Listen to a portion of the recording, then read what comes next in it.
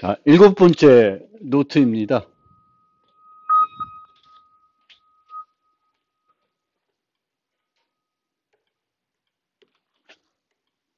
일곱 번째 노트입니다. 일곱 번째 노트는 암호 프로토콜에 대한 공격 방법들이 어떤 공격 방법들이 있는지 살펴보려고 그래요.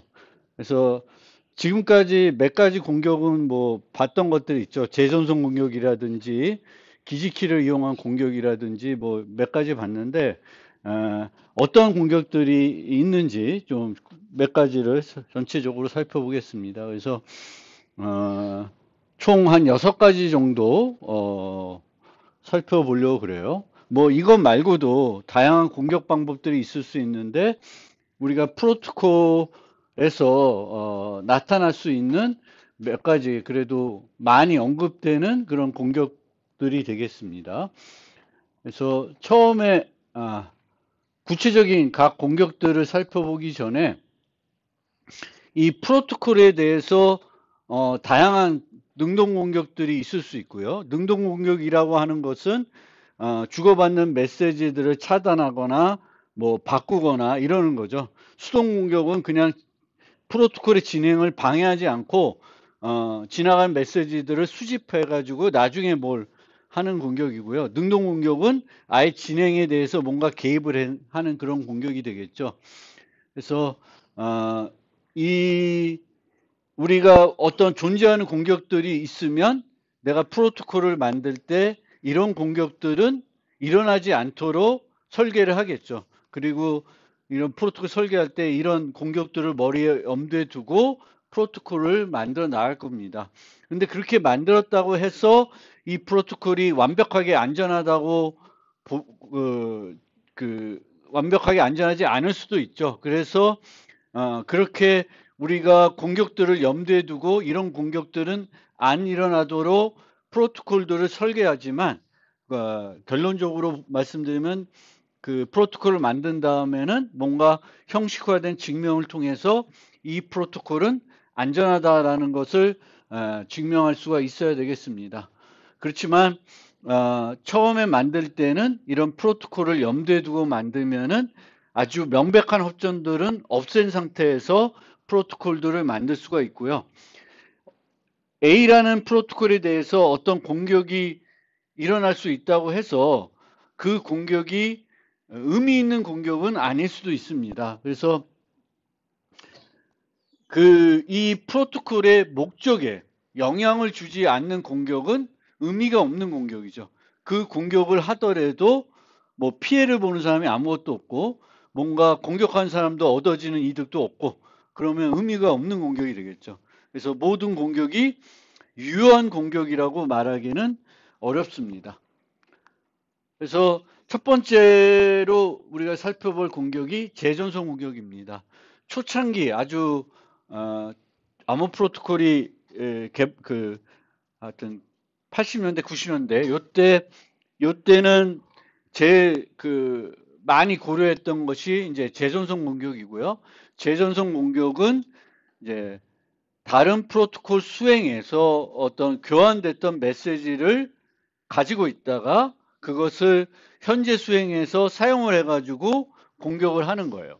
그런데 이제 그 사용하는 프로토콜이 사용하는 암호문이 되겠죠. 그 암호문이 전혀 다른 프로토콜에서도 가지고 올 수도 있고 기존에 옛날에 완료가 됐던 그 프로토콜에서 가지고 올 수도 있고 현재 진행 중인 어떤 교환되고 있는 메시지를 가지고 와서 공격을 할 수도 있습니다.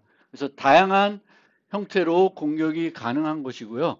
그래서 크게 여기 보시면 방향에 대해서 순방향, 역방향이라는 개념이 있는데 이 메시지는 A가 B한테 주는 메시지예요. A가 B한테 주는 메시지인데 다시 그 메시지를 또다시 A가 B한테 줄 때 B한테 이걸 바꿔가지고 공격을 하는 거죠. 그럼 원래 이 암호문의 목적지는 B였는데 다시 공격할 때도 B한테 주면은 순방향이라 그래요. 원래 방향이 안 바뀐 거죠. 근데 역방향은 원래 B한테 주던 걸 A가 보낸 건데 A한테 주는 거예요. 그럼 역방향이 되겠죠. 원래 예전에 사용했던 메시지 방향과 반대 방향으로 공격하는 것을 역방향이라 그러고요. 수행 외부, 수행 내부는 이 안에서 이렇게 공격을 하게 되면, 이 안에서 공격하면, 그러니까 한 프로토콜이 진행 중인데, 이제 1번에서 그 주고받았던 암호문을 다시 또 3번에 가져다 쓰면은 이제 수행 내부가 되겠고, 다른 프로토콜 수행에서 가지고 와서 공격하면은 수행 외부라고 그럽니다. 보통은 수행 외부를 이용해서 공격을 많이 할 것이고요. 과거 뭐 이 재존속 공격은 다 과거이지만 이제 그 재존속 공격을 한참 고려했던 시점에서 보면은 좀 더 오래전 했던 공격들은 완료된 어떤 프로토콜에서 메시지를 가지고 와서 공격을 하는 건데, 그렇지 않고 두 개의 프로토콜을 이제 병행으로 수행되고 있는데 다른 현재 아직 완료가 안 된 그 프로토콜에서 갖고 와서 공격하는 것을 중첩 공격이라 그래요. 그래서 저렇게 재son 공격은 방향이 어떻게 되냐, 어디에서 메시지를 갖고 왔냐, 현재 같이 수행되고 있는 다른 프로토콜 수행해서 갖고 온 건지 완료가 된 프로토콜에서 갖고 온 건지 거기에 따라서 이렇게 분류를 할 수가 있고요. 그 얘기고요. 그리고 이제 요 두 가지는 뭐냐면은 이제 원래 그 메시지가 수신자한테 도달을 안 한 상태에서 공격을 할 수가 있습니다. 원래는 B가 받았어야 되는 건데 그때 차단해서 받지 못한 상태에서 다음번 수행에 그 메시지를 이용하는 거죠. 그러니까 처음 본 메시지죠. 재존속 메시지이긴 한데 수신자 입장에서는 처음 본 메시지 형태가 되는 거고요. 변경 여부는 암호문 자체를 옛날에 썼던 그 암호문 자체를 그대로 주는 경우가 있고 수정해서 주는 경우가 있을 수가 있습니다. 그래서 그렇게까지 하면은 더 세부적으로 분류를 할 수가 있고요. 이런 재존속 공격을 방어하기 위한 수단을 좀 살펴보면은 보통은 이제는 어떤 식으로 방해하냐면 최근성 보장 기법을 사용해 가지고 방어를 하는 거예요. 그리고 최근성 보장 기법으로 우리가 주로 쓰는 건 타임스탬프, 카운터, 난스 이런 것들이 있고요. 그 최근성 보장 기법을 안 쓰더라도 몇 가지 우리가 방어할 수 있는 방법들이 있습니다. 앞에 있는 그런 재존속 공격을. 그래서 어떻게 하냐면은 이용하는 거니까 예를 들면 수행 내부 같은 경우에는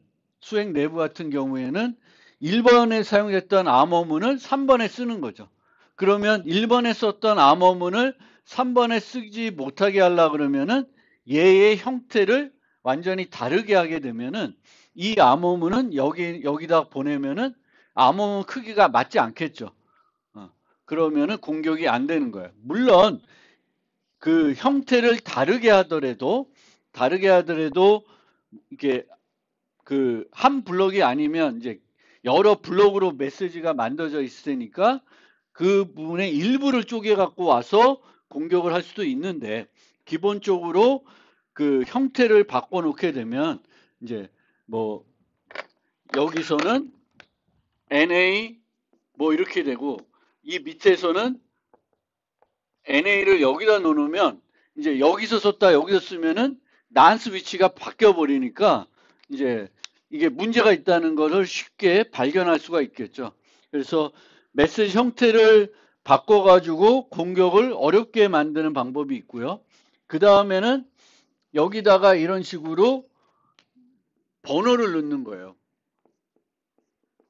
그러면 1번 암호문에서 썼던 암호문에는 맨 앞에 1이라는 그 메시지 숫자가 들어가는 거고 여기서는 메시지 3이라는 숫자가 들어가니까 얘를 여기다 쓰면은 메시지 번호가 달라지겠죠. 그래서 공격을 못하게 되는 그런 방법이 있고요. 물론 이런 경우에도 이제 여기서 요만큼을 잘라서 여기다가 붙일 수도 있는데 그런 것들은 이제 우리가 이제 인증 암호화를 하게 되면은 못하게 되는 거죠. 그래서 과거에는 인증 암호화를 안 했기 때문에 여러 가지 공격들을 할 수 있었는데 지금은 또 인증 암호를 하기 때문에 이렇게 쪼개가지고 공격하는 게 상당히 어려워지고 있고요. 또 역방향으로 우리가 하는 문제가 있는데 그러면 방향마다 키를 다르게 하는 거예요. 키를. 우리가 예전에 초기에는 그냥 KAB를 공유한 다음에 A가 B를 줄 때도 KAB, B가 A를 줄 때도 KAB를 썼는데 지금은 이제 KAB를 비밀 정보를 공유한 다음에 KAB를 쓰는 게 아니라 이 KAB부터 뭐 4개의 키를 만들어서 K1과 K2는 A가 B를 줄 때 쓰고 K3과 K4는 B가 A를 줄 때 씁니다. 방향마다 다른 키를 쓰게 되면은 이쪽 방향으로 오는 메시지를 이쪽으로는 다시 보내지 못하겠죠.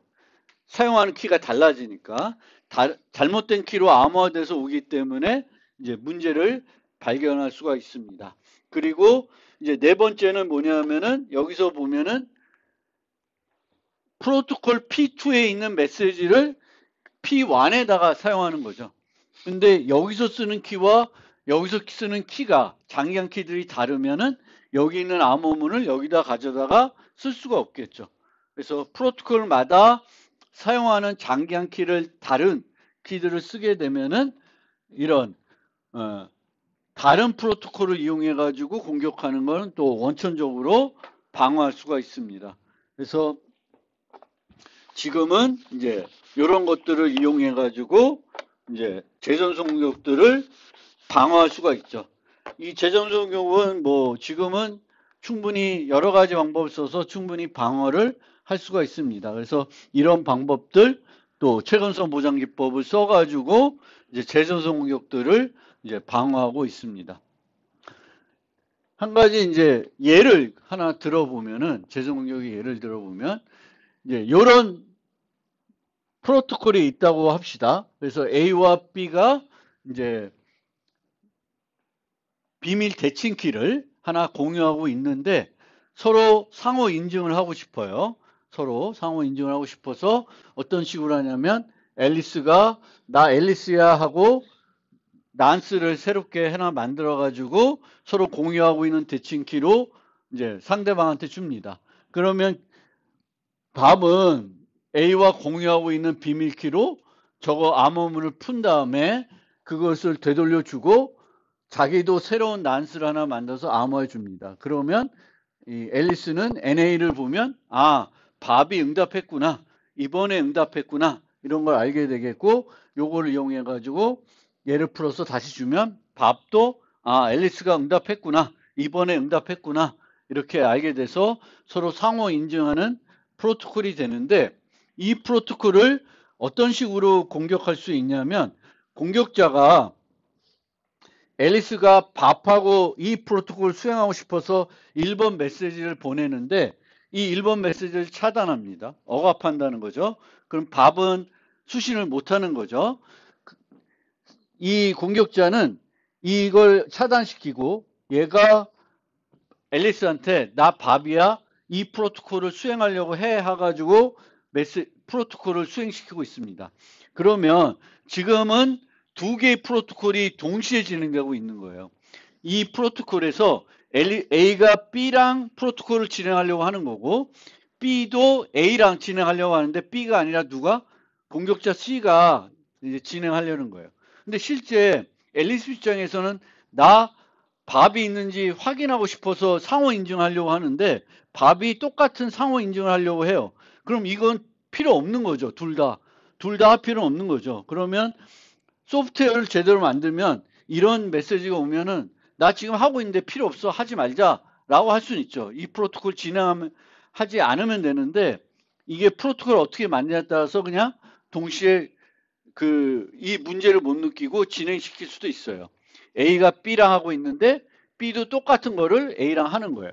근데 이렇게 하게 되면은 이제 이 소프트웨어에서는 자동적으로 이걸 풀어가지고 또 주게 됩니다. 즉 여기 보면은 이 C는 이 메시지를 풀 수 없죠. C는 KAB가 없어요. 그래서 이 메시지를 받아서 풀 수 없고 또 새로운 메시지를 란스를 암호에서 줄 수 없는데 얘를 돌려주게 되면 이게 어떤 역할을 하냐면은 예전에 그 지난 챕터인가요? 오라클 공격, 오라클 문제라는 걸 얘기했었죠. 그래서 이게 뭐냐면은 뭔가 그냥 복호해주는 기계처럼 동작하는 거예요. 또는 서명해주는 것처럼 동작하는 거예요. 프로토콜이. 근데 여기서 어떻게 되냐면은 이 프로토콜을 이렇게 주게 되면 얘는 풀어주죠. 얘가 이 암호음을 주면 또 반대쪽에서 풀어줘요. 그래서 결국은 나는 못 푸는데 내가 이렇게 줘서 얘를 주면 얘 입장에서 뭘 해주냐면 내가 암호했던 그 암호문을 풀어주는 거예요. 그럼 얘가 NA를 확보하니까 그 NA를 돌려서 답변을 줄 수가 있고요. 똑같은 걸 또 얘가 이거에 대한 응답으로 이걸 줄 테니까 이걸 또 복사해서 일로 주면은 NA 프라임을 또 풀어주는 그런 형태가 되는 거예요. 그래서 얘는 KAB가 없음에도 B로 성공해서 A와 B 인척해가지고 A와 이 프로토콜을 수행할 수 있어요. A도 지금 B가 없는데도 B가 있는 걸로 착각하게 되는 거예요. 그래서 문제가 있는 프로토콜인데 여기서 보면 얘가 일로 줄 때 반대로 얘가 일로 줄 때나 이 메시지가 변하지가 않는 거예요. 늘 KAB로 사용하게 됩니다. 그러면 아까 봤던 여러 가지 이 방법 중에 뭘 쓰면 이 프로토콜을 방어할 수 있냐면은 타임스탬프나 난스는 최근성 기법을 쓰고 있는 거죠. 그럼에도 불구하고 재전송 공격이 되고 있는 거예요. 근데 문제는 뭐냐면은 이제 A가 B를 해서 프로토콜 진행하나 B가 A를 이용해서 프로토콜 진행하나 프로토콜의 형태는 안 달라지고 있어요. 그래서 또 이 암호문과 이 암호문의 형태도 똑같아요. 똑같아요. 그래서 그런 문제가 있습니다. 그래서 어떻게 방어할 수 있냐면 한 가지 방법은 A가 B를 줄 때 사용하는 그 키와 B가 A를 줄 때 사용하는 키를 다른 키를 쓰면 돼요. KAB를 공유하고 있지만 이 KAB로부터 별도 키들을 만들어서 이제 A가 B한테 줄 때 사용한 키 그리고 B가 A한테 줄 때 사용한 키가 다르면 요때 쓰는 키와 이때 주는 키가 다를 거고요. 엉뚱한 키가 오면은 NA를 풀어주는 게 아니라 엉뚱한 값을 풀어서 주겠죠. 그러면 얘가 이걸 NA를 돌려주면은 이 메시지는 이 NA가 NA 수가 없으니까 이제 문제가 돼서 이제 프로토콜이 정상적으로 진행이 되지 않습니다. 그래서 방향마다 다른 키를 쓸 수도 있고요. 방향마다 다른 키를 쓰지 않고 이런 식으로 형태를 다르게 할 수가 있습니다. 네이밍 기법을 써서 여기다가 방향을 나타내는 거예요. 내가 너한테 줄 때는 여기다가 우리가 수신자의 메시지를 넣자. 그럼 여기는 B가 들어갈 테고 여기는 A가 들어가겠죠. 그러면 이렇게 들어가면 얘가 이렇게 여기 B가 들어간 상태로 오면은 얘 입장에서 보면은 원래 뭐가 들어와야 돼? 수신자의 그 식별자가 들어와 있어야 되는 거죠. 근데 나는 A인데 B가 들어와 있으니까 문제가 있다는 걸 알 수가 있죠. 이런 식으로 어떤 방향을 나타낼 수 있는 정보를 포함해서도 이제 이 공격들을 방어할 수 있는 방법들이 있습니다. 그래서 이 공격을 방어할 수 있는 방법들은 다양한 방법들이 있는 거죠. 네이밍 기법을 써서 방향을 나타내 가지고도 방어할 수가 있고 방향마다 다른 키를 써서 방어할 수도 있고 아니면 뭐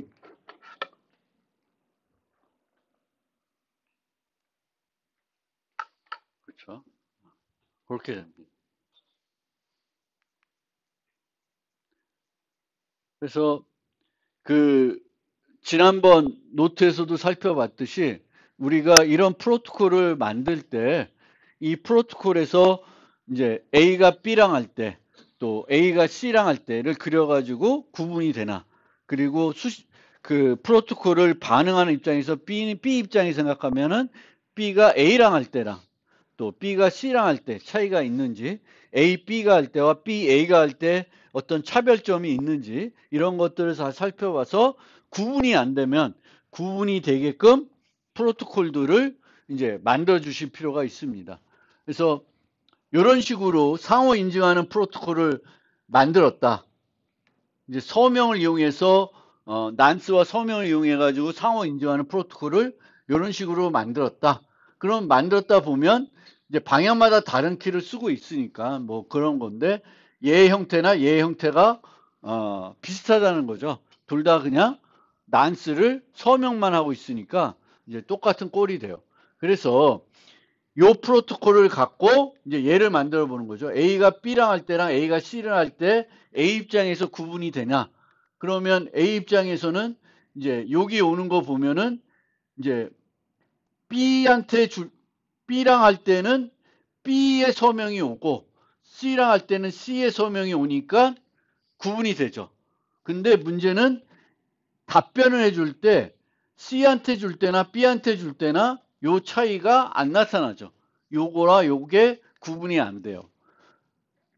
이번에는 이 프로토콜에서 시작자가 아니라 반응하는 사람 입장에서 C랑 할 때랑 A랑 할 때 요 두 개를 비교해 보면은 B 입장에서는 이제 A한테 줄 때, C한테 줄 때 차이가 없어요. 받을 때는 여기선 A랑 하면 A의 서명이 올 테고 C의 서명이 올 테니까 차이가 없습니다. 그 다음에 지난 노트에서는 요 꼴은 살펴보진 않았는데 A가 B랑 할 때랑 거꾸로 B랑 A 할 때 이 차이가 있나? 여기랑 여기랑 메시지들이 다 똑같다는 것을 알 수가 있어요. 그러면 그런 것들이 없게끔 만들어 봐야 되겠죠. 그래서 이제는 여기다가 이제 우리가 알고 있듯이 이제 이런 서명을 할 때 이제 저렇게 서명만 하게 되면은 상대방이 있다는 거는 반대편 사람이 상대방이 있다는 건 알지만 이게 나를 위해서 만들어준 메시지인지는 모를 수가 있는 거죠. 다른 사람을 위해서 만들어줬는데 내가 잘못 그거를 해석할 수가 있으니까 이 프로토콜에서 강한 인증이 되기 위해서는 이 메시지를 나를 위해서 나를 상대방으로 생각하고 있다는 것을 확인할 수 있도록 해주면 좋으니까 이런 식으로 이제 강한 인증을 제공하기 위해서 사용자 식별자를 넣어주게 되는 거예요. 근데 사용자 식별자를 넣어주도록 이 프로토콜을 이렇게 바꾼 거예요. 이렇게 바꿔서 다시 한번 이 똑같은 과정을 그려보면은 이 경우에 보면은 아까는 요게 구분이 안 됐었죠. 근데 A 입장에서 오면 B 줄 때는 B를 넣고 C 줄 때는 C를 넣으니까 구분이 되죠. 이제는 구분이 돼요. 그리고 요 입장에서 보면은 이제 아까는 구분이 안 됐는데 B 줄 때나 A 줄 때나 뭐야? 그러니까 어디가? 요거랑 두 개 보는 거죠. B가 A 줄 때나 B가 C 줄 때 차이가 없었는데 이제 여기의 경우에는 B 입장에 반응자 입장에서 볼 때도 A 줄 때는 A를 넣고 C 줄 때는 C를 넣어줘요. 그러니까 요 프로토콜 입장에서 이제 아까와 달리 문제가 없어졌습니다.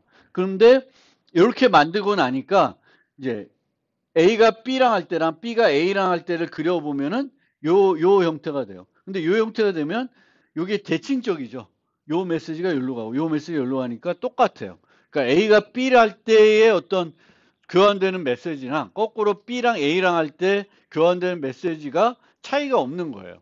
위치는 바뀌더라도 똑같은 메시지를 만들어서 서로 교환한다는 거예요. 그러면 어떻게 하는 게 좋냐면은 이런 식으로 뭐 요때 메시지와 서명이 이제 두 번째와 세 번째인데 두 번째에 사용되는 서명의 형태와 세 번째에 사용하는 형태를 다르게 해주는 거예요. 그 다르게 해주는 방법은 여러 가지 방법들이 있는데 요거는 여기는 하나만 넣는데 여기는 끝에서는 둘 다 넣어주는 거예요. 그러면 차이가 있는 거죠. 얘는 원래 똑같은 방법 썼는데 여기다 뭘 넣어줘요? 메시지 번호를 넣어준 거죠. 메시지 번호. 그 다음에 여기서는 위치를 바꾼 거예요. ANA, B, MBB 이렇게 해서 위치를 바꿔줘서 3번 메시지를 2번에 갖다 못 쓰고 2번 메시지를 3번 메시지에 못 갖다 쓰게끔 뭔가 바꿔주면은 이제 여기서도 요 형태에서도 A와 B가 할 때와 B가 A와 할 때 차이가 없어지는 부분들을 차이가 있게끔 만들 수가 있습니다. 그래서 이제 이런 식으로 우리가 프로토콜을 만들어 놓고 요 과정을 진행해 보면은 그 문제점들을 찾을 수가 있고 극복할 수가 있습니다. 그걸 고침으로써. 그 다음에 이제 살펴볼 두 번째 공격은 서비스 거부 공격입니다. 서비스 거부 공격은 암호 프로토콜을 설계해서 방어할 수 있는 그 공격은 아니에요. 얘는 언제든지 가능한 공격이고 프로토콜을 제대로 만들어서 방어한다기보다는 네트워크 보안에서 이 라우터나 이런 데서 트래픽 분석을 해가지고 너무 많은 기대 이상의 정상적인 트래픽이 안 오게 되면은 그걸 발생시킨 노드들을 차단시켜야 되는 거죠. 그래서 서비스 거부 공격은 본질적으로 우리가 이렇게 프로토콜 설계를 통해서 방어할 수 있는 공격은 아닌데 이 서비스 거부 공격은 크게 두 가지로 분류하기도 하는데 자원을 소모하는 공격이에요. 그러니까 어떤 사용되는 기기의 자원, 서버나 뭐 기기의 자원을 소모해가지고 이 기기들이나 단말들이나 서버들이 정상 동작을 못하게 하는 거예요. 정상 동작을 못하게 해서 서비스를 제공하거나 서비스를 받지 못하도록 하는 공격입니다. 그 다음에 두 번째는 연결 소모 공격인데 이 연결이라는 게 이제 커넥션이죠. 예를 들면 서버가 동시에 50대하고 통신할 수 있도록 세팅이 되어 있어요. 근데 50대를 공격자가 다 차지하고 있으면 정상적인 사용자는 연결 시도해도 연결이 안 되겠죠. 그래서 연결을 소모한 공격은 그런 공격인데 이 연결도 하나의 자원으로 생각할 수도 있거든요. 그러면 그냥 모두 자원 소모 공격이라고 생각하시면 돼요. 연결도 하나의 자원이라 보면. 그래서 이런 공격들이 이제 서비스 거부 공격이 있는데 그래도 뭔가 암호 프로토콜을 설계를 통해서 이 서비스 거부 공격을 원천적으로 방지하거나 뭐 발견하거나 이런 건 못하겠지만 서비스 거부 공격의 피해를 완화시킬 수 있는 방법들은 있으면 그런 것들을 찾고 그것들을 이제 적용해 보려고 한 거예요. 그래서 첫 번째로는 이제 도수 공격의 피해를 줄이기 위해서 제안된 한 가지 기법이 뭐냐면은 상태 기반 프로토콜들을 비상태 기반으로 바꾸는 거예요. 그러면 아까 얘기했던 연결 소모 공격을 조금 줄일 수가 있습니다. 원래 연결 소모 공격이라는 건 서버가 한 번에 그 접속, 통신할 수 있는 클라이언트 수가 제한적일 수가 있습니다. 그게 제한적인 이유 중에 하나는 통신을 막 진행하고 있으면 그 클라이언트와 내가 지금 어디까지 했는지를 기억하고 있어야 돼요. 그러니까 어떤 통신 세션이 하나 진행될 때마다 서버는 일정한 수준의 정보들을 유지하고 있어야 됩니다. 근데 이 유지할 수 있는 상태 정보를 보관하는 어떤 공간을 100개, 최대 100개면 100개 이상의 어떤 클라이언트가 접속을 해가 진행하고 있으면 추가적으로 못하게 하는 거예요. 그런데 서버가 이 상태 정보를 유지하지 않고 그 상태 정보를 자기가 유지하지 않고 돌려주는 거예요. 클라이언트에게. 상태 정보를 클라이언트에 보내면 서버는 유지해야 되는 정보가 없는 거죠. 정보를 하나도 유지하지 않고 클라이언트들하고 응대를 할 수가 있습니다. 그러면 서버가 응대할 수 있는 클라이언트 수가 늘어나는 거죠. 대신 무슨 부담이 들어가요? 클라이언트가 부담이 커지는 거고 그리고 또 교환되는 메시지의 크기도 커지는 거예요. 원래는 이 스테이트는 서버에만 유지했던 정보죠. 근데 이제 서버는 유지를 안 해. 대신 이제 이 상태 정보가 계속 통신으로 보내줘야 되고 내가 받아야 되는 거예요. 그래서 그런 단점은 있지만 이렇게 하게 되면 서비스 거부 공격은 조금 더 완화시킬 수 있다. 더 많은 수의 클라이언트와 동시에 통신이 가능해진다는 거고 뭐 쿠키가 그 역할을 하는 건 아니지만 비슷한 거예요. 쿠키. 웹 서비스를 우리가 사용할 때 그 브라우저 쓸 때 쿠키 같은 것들을 내 PC에 저장하는데 요거는 보통 조금 더 빠르게 뭔가 편리하게 서비스하기 위해서 쓰는 건데 실제로는 이 쿠키라는 건 서버가 원래 유지해야 되는 상태 정보예요. 그 상태 정보를 클라이언트가 대신 유지해 가지고 클라이언트가 줌으로써 서비스가 좀 더 빠르게 진행되게끔 해주는 그런 요소가 됩니다. 그래서 이런 쿠키의 사용도 이런 비슷한 어떤 맥락이 있다는 거고요. 그래서 서비스 거부 공격을 우리가 완화하기 위해서 프로토콜들을 일반적으로 프로토콜들은 다 상태 기반인데 비상태 기반으로 옮길 수가 있고요.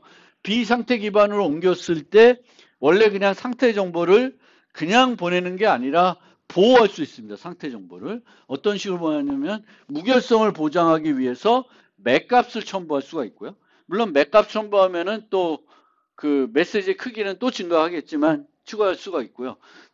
이렇게 되면은 공격자들이 상태 정보를 속여가지고 뭔가 프로토콜의 진행에 나쁜 영향을 주는 걸 막을 수가 있겠죠.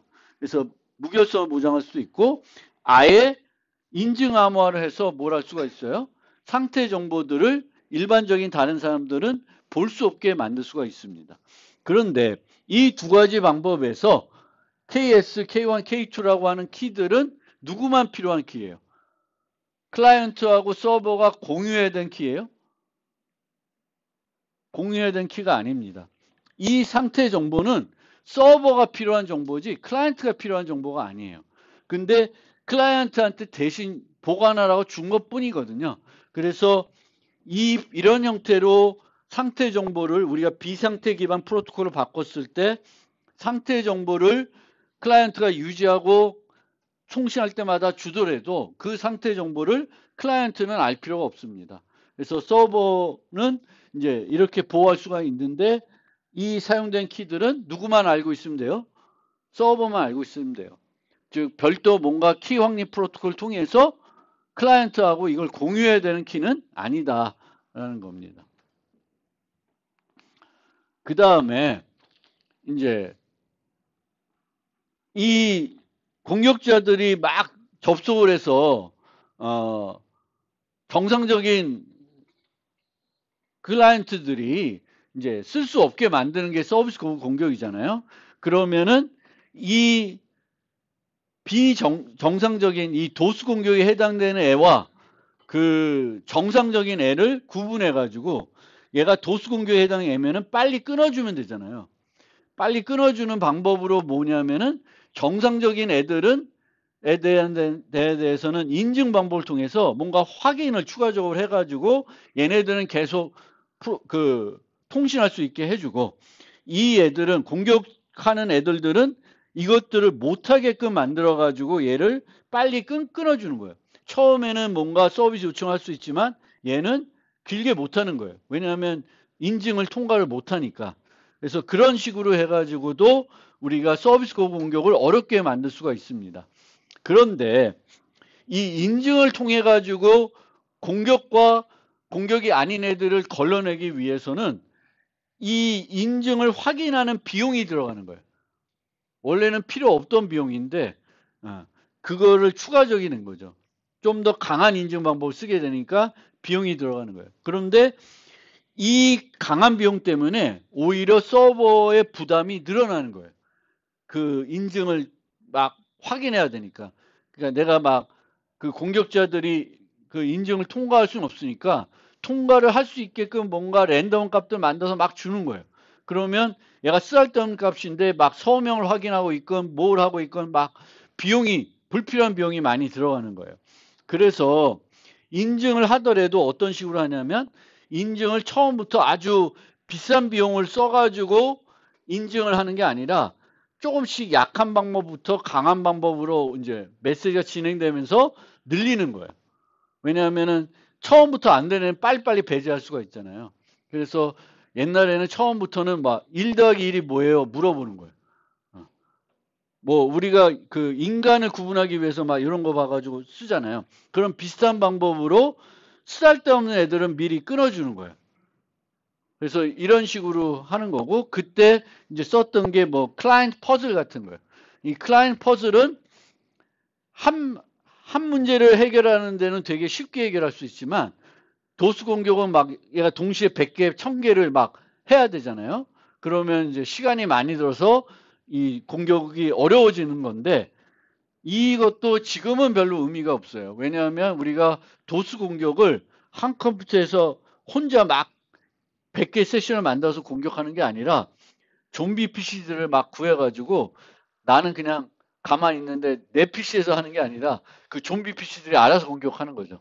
그럼 얘네들은 다 어차피 하나의 퍼즐만 해결하고 있으니까 비용 부담이 안 들어가는 거예요. 그래서 지금은 분산 서비스 공격이기 때문에 이런 그 퍼즐 같은 걸 써서 인증을 점차적으로 높여가지고 하는 것들이 별로 그렇게 크게 도움은 안 됩니다. 프로토콜을 완화시키는데. 그래서 이게 이제 서비스 거부 공격. 그러니까 핵심적으로는 서비스 거부 공격은 프로토콜 통해서 원천적으로 방어하기는 어렵다. 하지만 그냥 완화시킬 수 있는 어떤 기법들이 있는지 살펴보고 있으면 조금 반영해가지고 도수 공격을 완화할 수 있는 어떤 대안들을 사용하기도 합니다.